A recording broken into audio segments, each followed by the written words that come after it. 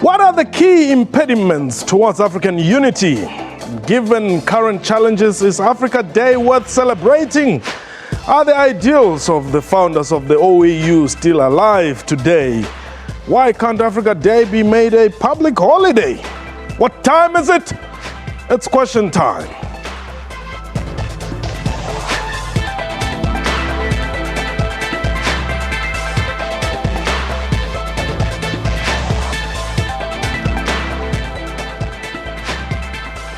Hello and welcome to the show. My name is Mpho Tsedu.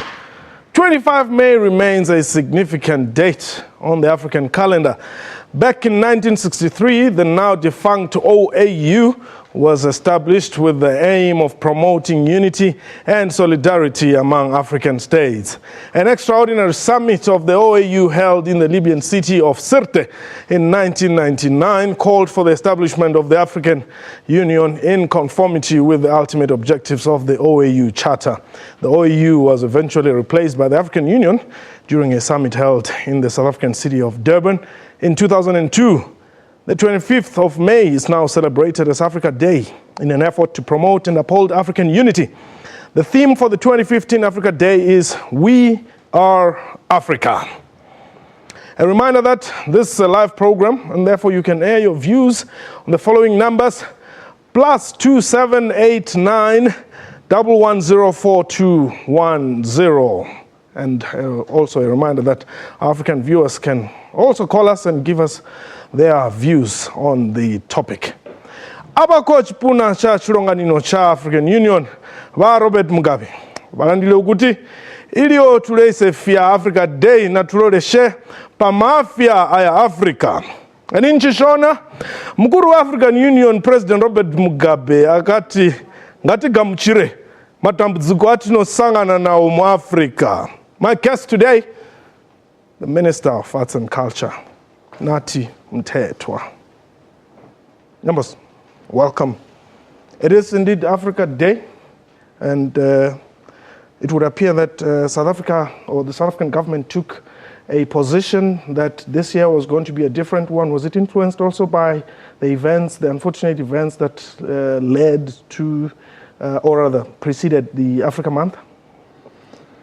Well, firstly, indeed, it's a great day. Happy Africa Day. Yeah.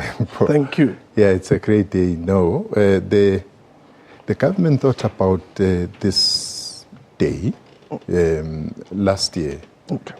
But also we came to a conclusion that celebrating this important day just on that day, on the 25th, will not befit the standing of the day itself. Rather dedicate the whole month to be Africa Month. As we have said, with the theme, in fact, we are Africa, yes. But continues that opening the doors of learning and culture, yes, to promote peace and friendship from Cape to Cairo. Now, the theme itself takes into cognizance the hopes and aspirations of South Africans and Africans in general, as we are celebrating 60 years of the Freedom Charter. Yes. So we have planned for this long before the incidents you have seen happening. But in mind, we had the intolerances, racism, xenophobia, Afrophobia, whatever you call them, to highlight them, but also to look at what Agenda 2063, AU Agenda 2063 says, yes, with us having adopted the African Cultural Charter, as it were. Okay. So I think that the main thing for us is to use May month, as we said, that it was an inaugural yes, one this year. It's going to happen every May month. Every year is going to be celebrated. And in that way, we are using and deepening consciousness amongst our people to understand that we are Africa. And we've got to face the challenges of the day. Our forebears committed themselves to fight for Pan-African unity. They committed themselves to decolonize the continent. Yes. So much has been done, and they have achieved that by and large. Because if you look at the countries of Africa today, you perhaps still have Western Sahara as a sore point, but generally the work has been done, and they've achieved what they've set themselves up. In one of the tweets, McMalvin says, to me it means nothing much. We are still having wars in Africa. Hunger and starvation resides here.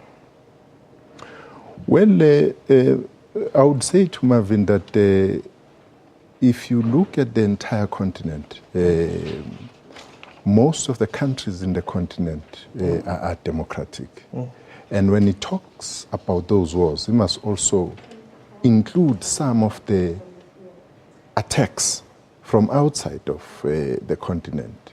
But the kind of wars and the kind of instability which you find in Africa today cannot be compared with the relative stability in the continent. You'll count 1, 2, 3, 5 or whatever countries out of 54 countries, which means therefore that indeed quite some ground has been covered by the existence of OAU and the existence of AU now, and the process of integration of the continent economically, politically, and otherwise continues.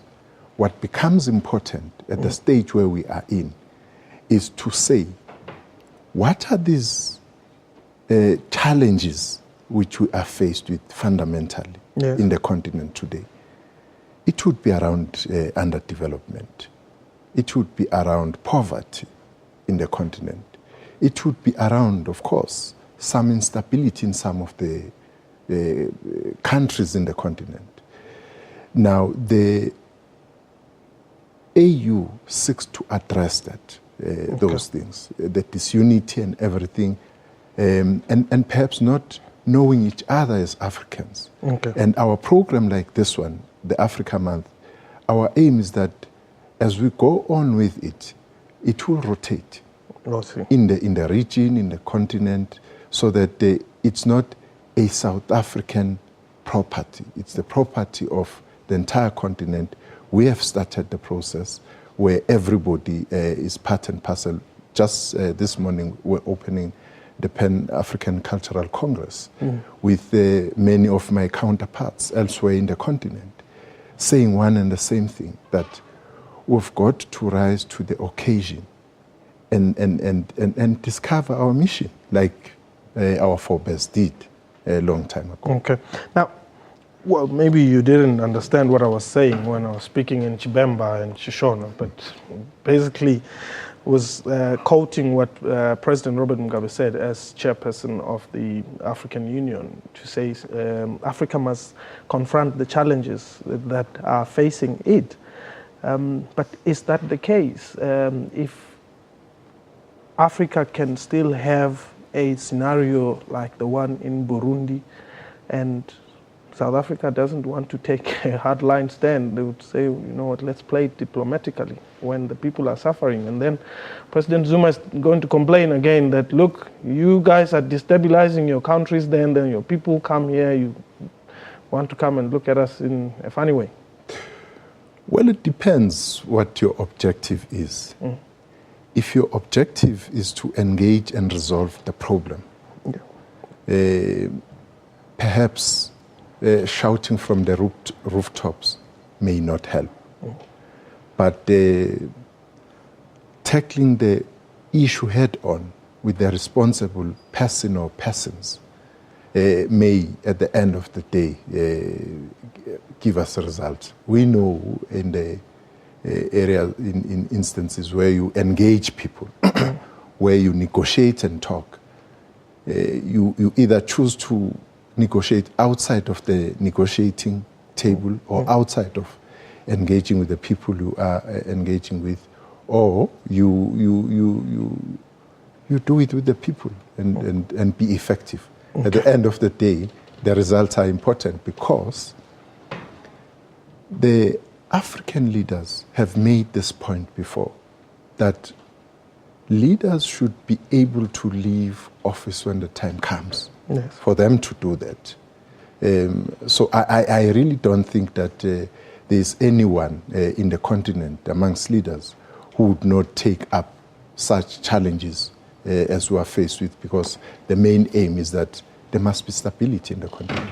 Hold the thought there. I want us to take a break. A reminder that you can call us and air your views on the following numbers: +2789 110 4210 if you are within South African borders, 089 110 4210, 089 110 4210. And if you're outside the borders, prefix that +2789 110 4210 and air your views. We're going to take a quick break. When we return, we'll continue our discussion and we'll be joined by a member of the Pan-African Parliament. This is Question Time. Please don't go away.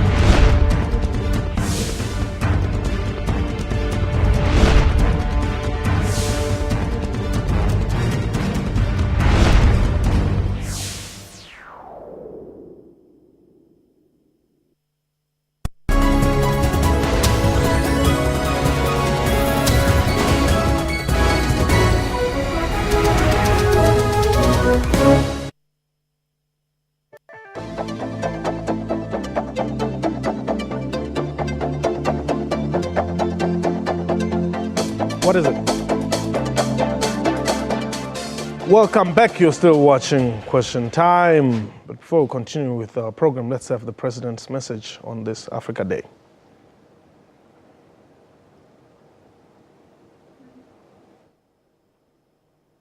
As we celebrate this 52nd anniversary of the Organization of African Unity, we must remember that the mission of those who founded the OAU, now the AU, was first to unite the Africans and unite them and galvanize and mobilize them to free the rest of Africa from colonial oppression, from apartheid.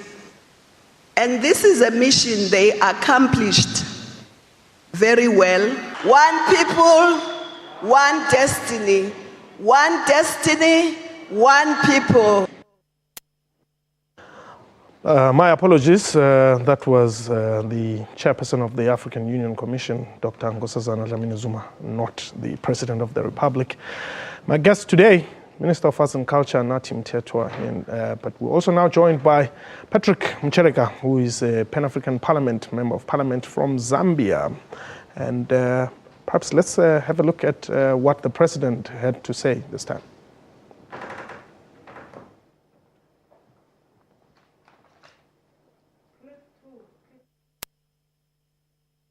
Today, every school, church, or community, choirs, and individuals must practice the African Union anthem.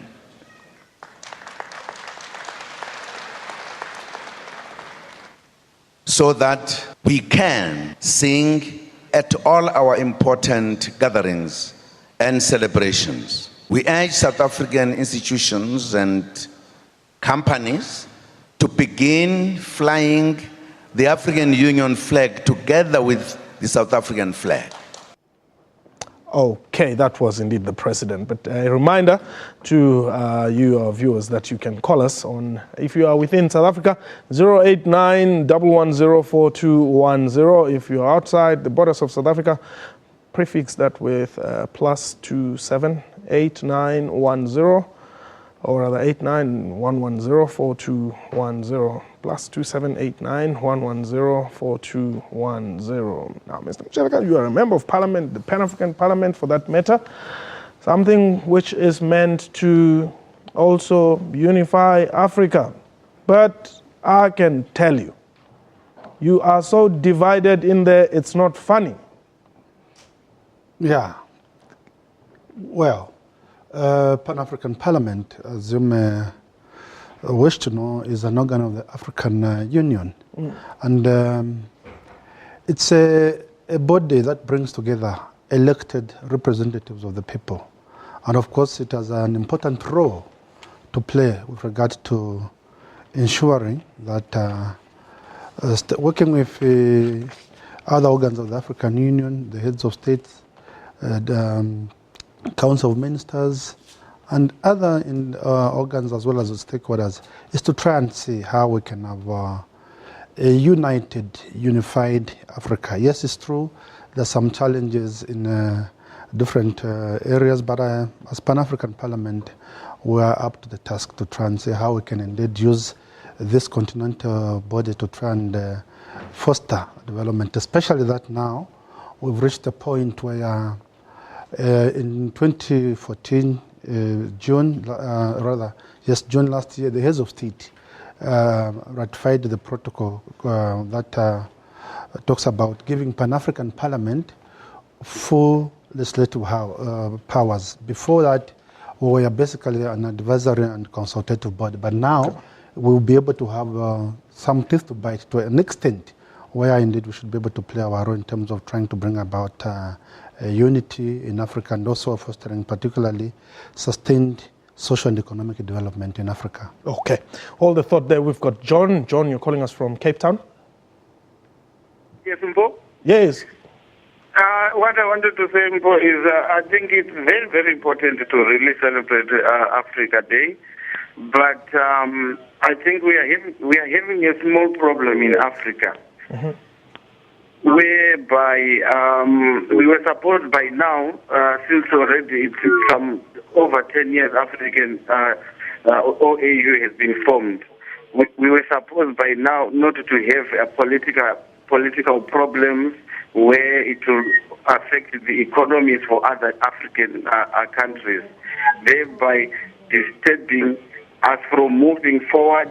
Otherwise, we are now dealing with mediating those African countries again. Because for us to have that African unity, we must also be politically liberated, and economically we must be strengthened in our own countries. Okay. So I think that is my contribution.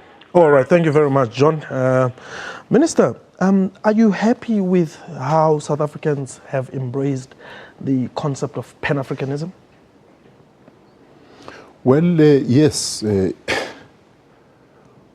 South Africans have always been part and parcel of the continent, despite the fact that over decades, South Africa was an isolated country. But embracing Pan-African unity has been part of the DNA of South Africa, precisely because South Africans have also participated in ensuring that this continent is united. And it's not a new thing, it's a very old thing. If you follow, for instance, leaders in this continent like leaders of the ANC, like Pixley Isagaseme, who called as early as 1906 for the regeneration of Africa. And the formation of the ANC itself as a true Pan-Africanist organization, and it lived there. But it wasn't only for the organizations, it was for the people of this continent. You would have seen the cross-pollination in South Africa of people coming from other countries. It's not a new thing. Yes. It's not something which happened now, long time ago. There are people in the country here who had left South Africa to other countries and others coming here. But I think that South Africans still need to be, reconnected fully with the continent. Jerry, you are in Pretoria. Yes, I am. Yes, I've just got a question to the minister. Okay.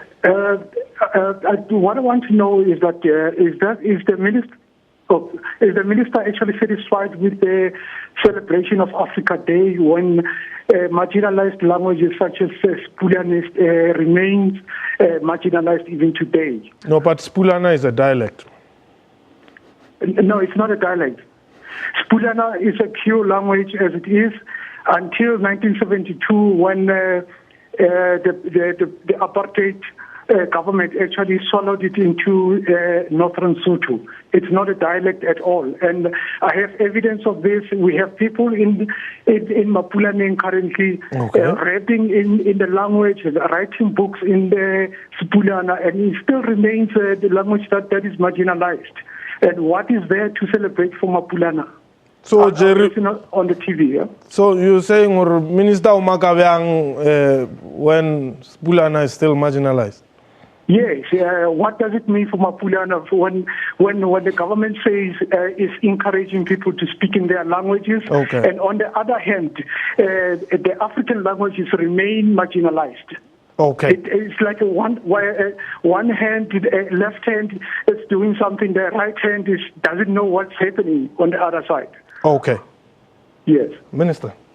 Well, I think Jerry is correct, especially on the last point of the languages. Yeah. Our languages, especially indigenous languages, we have not done enough to develop them to be at the level, at least, of English and Afrikaans. And that still remains a challenge in the country, which we are addressing through our organizations like institutions like PANSALP and so on. But on the first part, I'm not sure. You see, the focus right now is on the 11 languages. We still have to do a lot of work, especially, as I said, to indigenous languages. There are many people. You know, for instance, you'd have people bekuluma and talking about Isimpondo, Spaca, and so on and so forth, which would be said to be languages and dialects sometimes and so on and so forth. But I think that the major task now for government is to live to the expectation of the 11 official languages. Okay, just hold the thought there. Courage, you are in Johannesburg? Courage? Hello, Mpho. Yes. Yes. Thank you for giving me this chance to, participate in this program. Yes. I heard the minister, what he articulated and what you guys are, articulating effectively there. Yeah. You see, the major problem is this. We are not, remedying the root cause of the problem. We are being too diplomatic. You see, if it were me, given the same platform, I would first vent my anger and my frustration on certain African leaders who are engaging in what I can call or equate to kleptocracy, where state resources are being plundered, squandered with absolute impunity. I mean, we are sick and tired of this kind of situation in Africa, whereby thereafter some African leaders would just be diplomatic, at the expense of certain rank and file of the African countries. Okay. All right. Courage. Thank you very much. Let me just have a look at some tweets here, and perhaps I'll allow you to respond to that. Let's see. There's this one we had already looked at. Mark Malvin saying, to me it means nothing much. We're still having wars in Africa. Hunger and starvation resides here. We also have another one from Samgelo 18, who says Africa Day symbolizes a new consciousness where we are embracing our identity and the progress made so far. And Virginia Makume says Africa Day inkululeko yama Afrika wonke ngoba sonke besiqindezelwe abamhlophe. Virginia at Virginia _Makume there. Now perhaps let me give this one to you. Your final thoughts. I mean, given what some of our tweets are saying there. Yes. It's true. I've seen a Twitter there which says Africa, we are still having challenges of war, conflicts in our region, in the whole continent. But importantly, at this stage, and as we move forward, learning lessons from the past, importantly, we need to be talking about strengthening our institutions of governance systems. Okay. I would have to stop you there. That was a very important point. Strengthen the institutions of governance. Absolutely. Unfortunately, we've run out of time. Right. Thank you very much. That was Question Time for today. A big thank you to you for watching the show and to my guests. Remember, you can contact us. Our email address is questiontime@sabc.co.za. Our Twitter handle @questiontime24. From me and the crew, have yourself a wonderful time. Goodbye.